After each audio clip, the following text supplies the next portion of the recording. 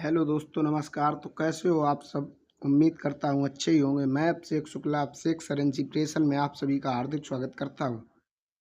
तो जैसा कि आप सभी लोग देख पा रहे हैं, आज हम लेकर आए हैं फिजिक्स की एक ऐसी वीडियो जिसमें आज होगा पूरे फिजिक्स का बेड़ा पार।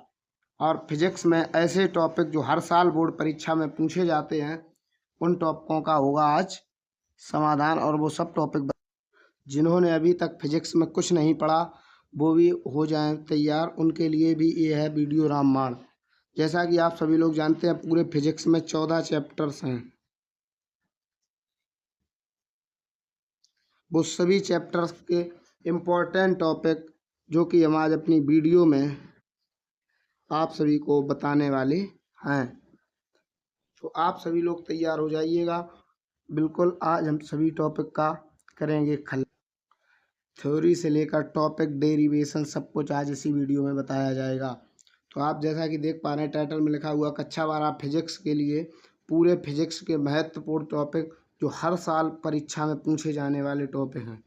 जैसा कि हमने आपको बताया कि यह है कि वेरी इंपॉर्टेंट टॉपिक आज हम लेकर आए हैं। सभी टॉपिक की वीडियो व पीडीएफ हमारे इस यूट्यूब चैनल पर आप सभी को फ्री मिलने वाली है। और इसके साथ जिसको भी पीडीएफ चाहिए है वो कमेंट में यस लिख दे, उसको हम अपने व्हाट्सएप चैनल पर जोड़कर सभी वीडियो प्रोवाइड कराएंगे और अपना व्हाट्सएप नंबर उसी कमेंट में लिख दे। तो हम वीडियो को शुरू करने वाले हैं। तो जैसा कि देखेंगे आप, तो वीडियो को शुरू करते हैं। तो आप देखिएगा, फिजिक्स के इम्पोर्टेंट टॉपिक जो बोर्ड एग्जाम की दृष्टि से बहुत ही महत्वपूर्ण है। पहला चैप्टर है विद्युत आवेश तथा क्षेत्र, जिसका हमारा पहला टॉपिक है विद्युत आवेश तथा आवेश के प्रकार। ये टॉपिक हमारा इम्पोर्टेंट टॉपिक है। और दूसरा मेरा सबसे इम्पोर्टेंट टॉपिक है कूलाम का नियम। जैसा कि हमने बताया भी था, कूलाम का नियम मैं आपको पहली वीडियो में पढ़ा भी चुका हूँ। कूलॉम ला, ये हर साल परीक्षा में एक न एक सेट में आने वाला टॉपिक है। तीसरा टॉपिक है हमारा विद्युत बल रेखाएं, यानी विद्युत बल रेखाएं क्या होती हैं उसके बारे में पूरी जानकारी आपको इस टॉपिक में मिलेगी। तो हमारा चौथा टॉपिक है विद्युत द्विध्रुव आघूर्ण। तो विद्युत द्विध्रुव आघूर्ण पांचवा डेरिवेशन है अपना विद्युत द्विध्रुव की अच्छी रेखा पर स्थित बिंदु पर वैद्युत क्षेत्र की तीव्रता। ये डेरिवेशन इतना इम्पोर्टेंट है, जिसे हम वेरी इंपॉर्टेंट भी कह सकते हैं। इतना इम्पोर्टेंट है, हर साल परीक्षा में पूछा जाने वाला टॉपिक है। तो इसके आगे हमारा एक टॉपिक है विद्युत द्विध्रुव की निरक्षी रेखा पर स्थित बिंदु पर वैद्युत क्षेत्र की तीव्रता। ये टॉपिक भी हमारा बहुत ही वेरी इंपॉर्टेंट टॉपिक है। ये दोनों टॉपिक हर साल परीक्षा में किसी न किसी सेट में पूछे जाने वाले हैं। इसके बाद हमारा सातवां टॉपिक है गॉस की प्रमेय, यानी कि गॉसेस लॉ। ये भी बहुत ही इम्पोर्टेंट टॉपिक है। तो आप सभी टॉपिक को ध्यान में रख लीजिएगा, कोई भी टॉपिक मिस नहीं करेंगे तो आपके बहुत ही अच्छे नंबर आएंगे फिजिक्स में। तो इसके बाद हमारा आठवां टॉपिक जो होगा अनंत विस्तार के रेखीय आवेश के कारण विद्युत क्षेत्र की तीव्रता। ये डेरिवेशन भी हमारा इम्पोर्टेंट डेरिवेशन है।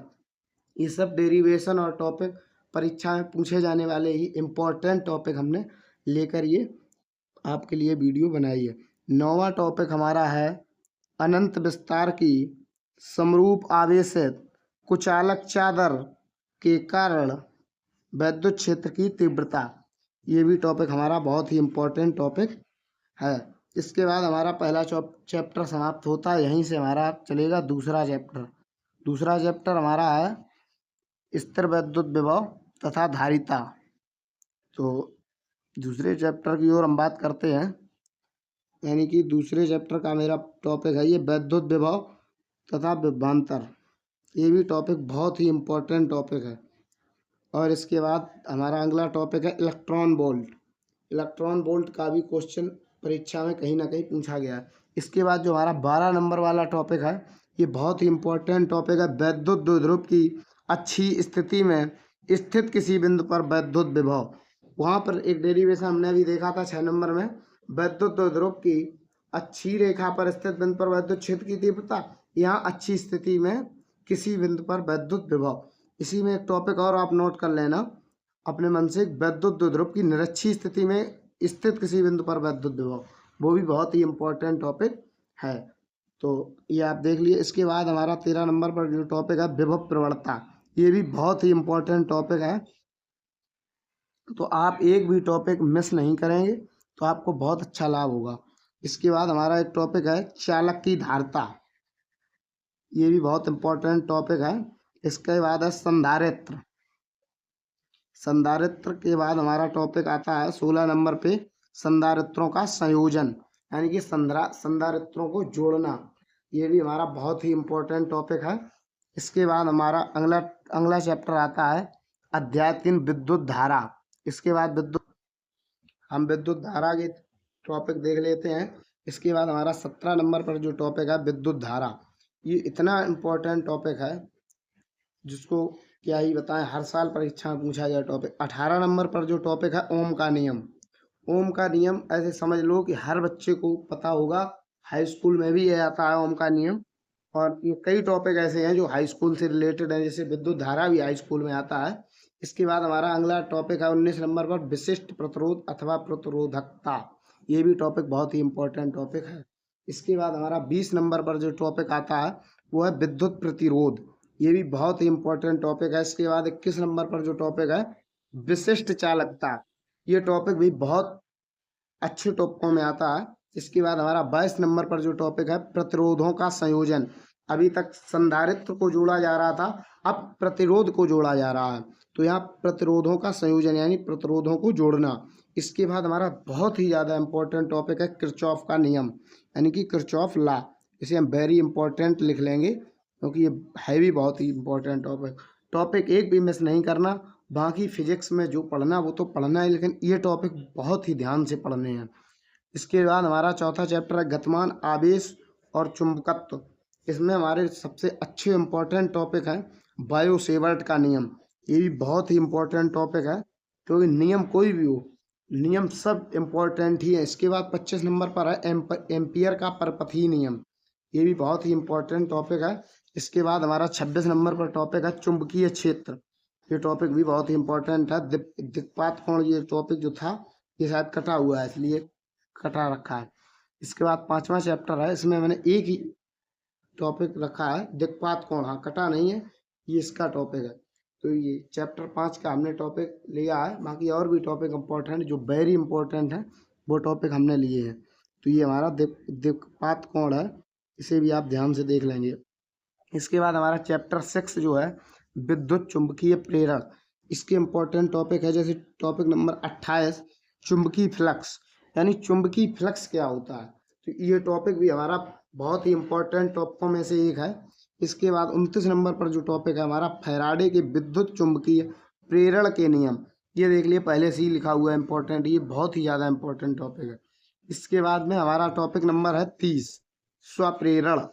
तो स्वप्रेरण के लिए आप देख लीजिएगा टॉपिक नंबर 30 है जो वो स्वप्रेरण, ये भी इम्पोर्टेंट टॉपिक। 31 नंबर अन्योन प्रेरण, ये सब इम्पोर्टेंट ही टॉपिक हैं जो आप ये मत समझिएगा कि नहीं पढ़ लें, ये टॉपिक आप ध्यान में रखिएगा, आपके बहुत ही अच्छे फिजिक्स में नंबर आएंगे, आप भी ये कहोगे कि हाँ कोई टॉपिक है।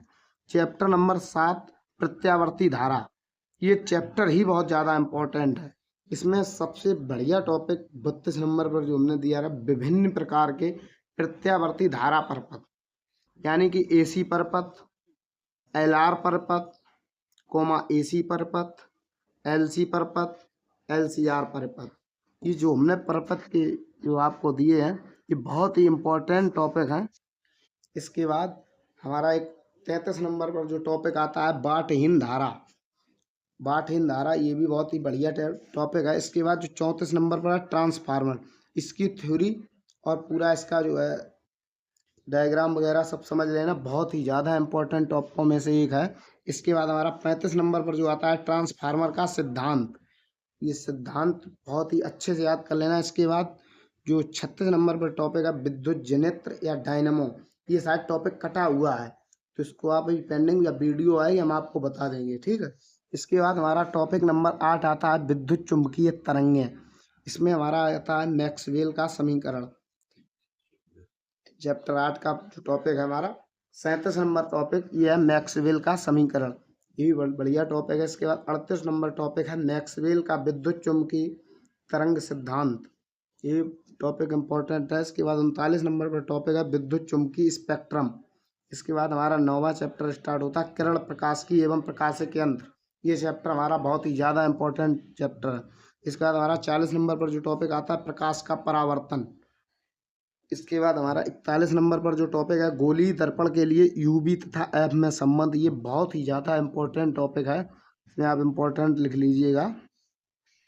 इसके बाद 42 नंबर पर जो टॉपिक है प्रकाश का अपवर्तन। इसके बाद 43 नंबर पर है पूर्ण आंतरिक परावर्तन। ये बहुत छोटी छोटी डेफिनेशंस हैं पर है बहुत इम्पोर्टेंट, इसलिए आप एक भी मिस नहीं करेंगे। 44 नंबर पर टॉपिक है प्रिज्म। प्रिज्म भी बहुत ही इम्पोर्टेंट टॉपिकों में से एक है। इसके बाद हमारा 45 नंबर पर जो टॉपिक आता है प्रिज्म कोण अपवर्तनांक और न्यूनतम विचलन कोण में संबंध। ये टॉपिक भी बहुत ही इम्पोर्टेंट टॉपिकों में से एक है। कौन सा टॉपिक है?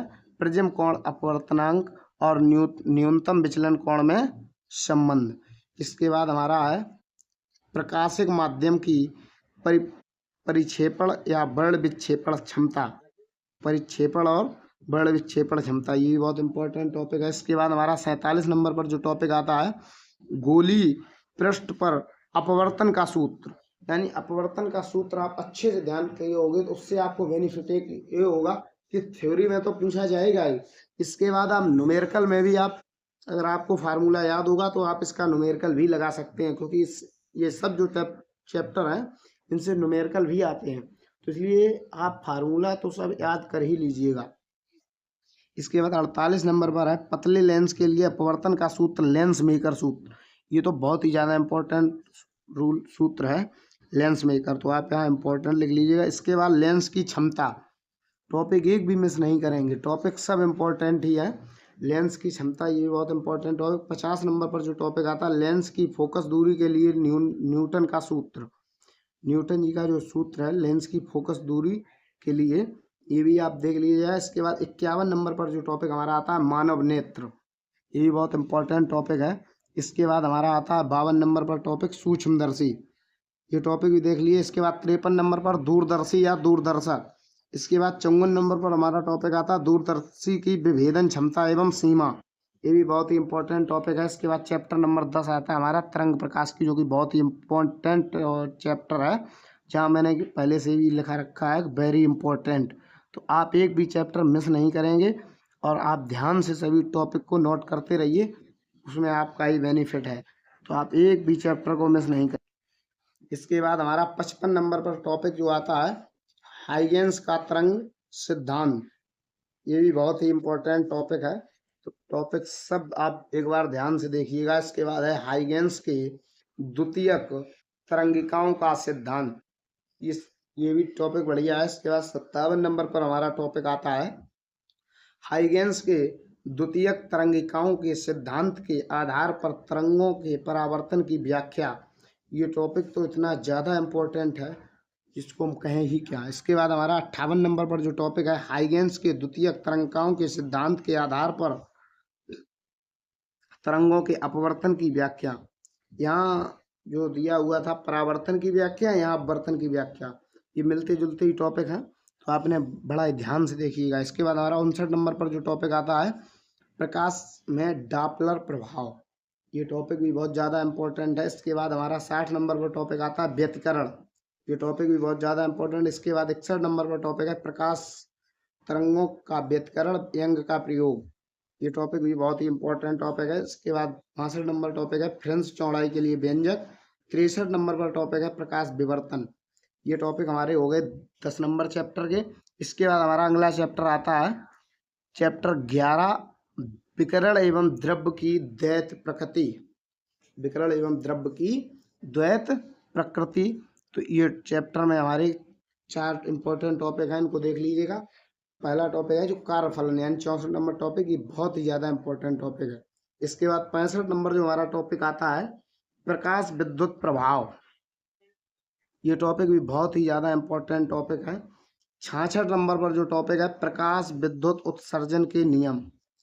ये सब टॉपिक इतने ज़्यादा इम्पोर्टेंट हैं जिसको हम क्या ही बताएं। ये सब टॉपिक पे आप वेरी इंपॉर्टेंट और इन टॉपिकों को आप ध्यान से रट लीजिएगा। इसके बाद 67 नंबर पर टॉपिक है आइंस्टीन का प्रकाश विद्युत समीकरण। जो ये टॉपिक रट लेगा वो बाद में ये कहेगा हाँ सही कहा था। आपके नंबर आपको खुद ही ये बताएंगे कि हाँ ये टॉपिक बहुत ही ज़्यादा इम्पोर्टेंट है। जब आप परीक्षा में बैठेंगे तो आपको यही सब टॉपिक घुमा घुमा कर देखने को मिलेंगे। इसके बाद हमारा अगला चैप्टर आता है चैप्टर 12 परमाणु।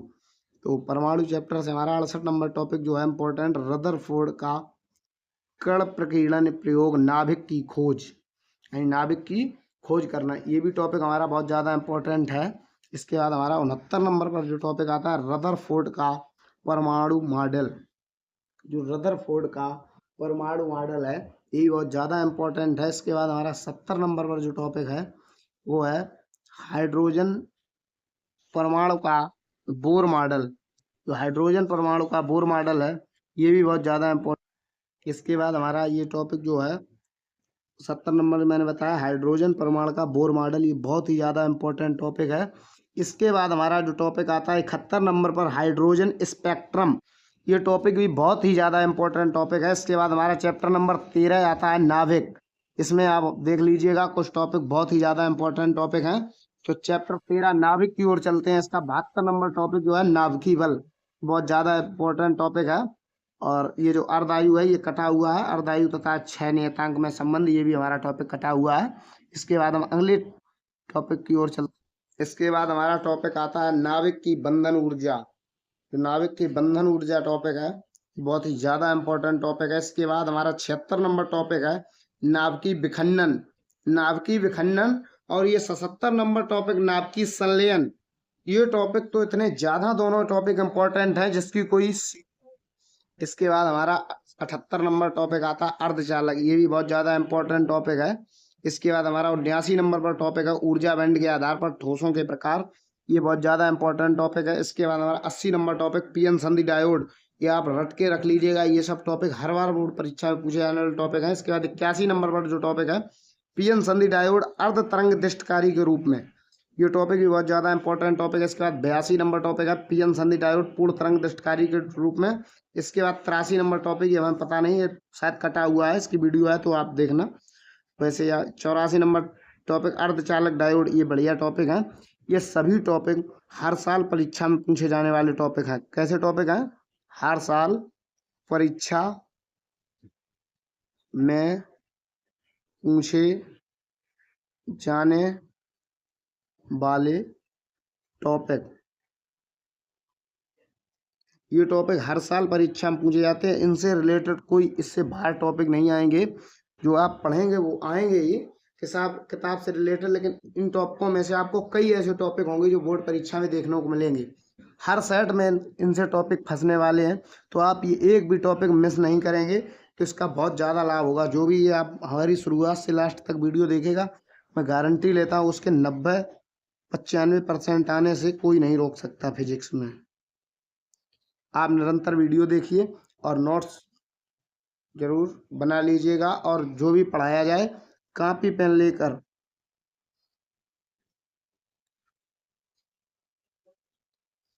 नोट जरूर करें। अगर आप नोट करेंगे इसके बाद नोट करते रहें और याद करें तो आपको कोई भी परीक्षा में परेशानी नहीं होगी और आपके नंबर भी बहुत अच्छे नंबर आएंगे। तो इसके लिए आप एक भी वीडियो मिस नहीं करेंगे और ऐसे आराम से पढ़ते रहिए। जो भी टॉपिक आपको समझ में ना हो उसकी आप वीडियो के नीचे कमेंट में आप हमें लिखकर भेज दीजिएगा। मैं आपको टॉपिक को दोबारा पढ़ाने के साथ साथ समझाने को भी एक्सप्लेन करूँगा। तो यहीं हम वीडियो को अपने समाप्त करते हैं और धन्यवाद।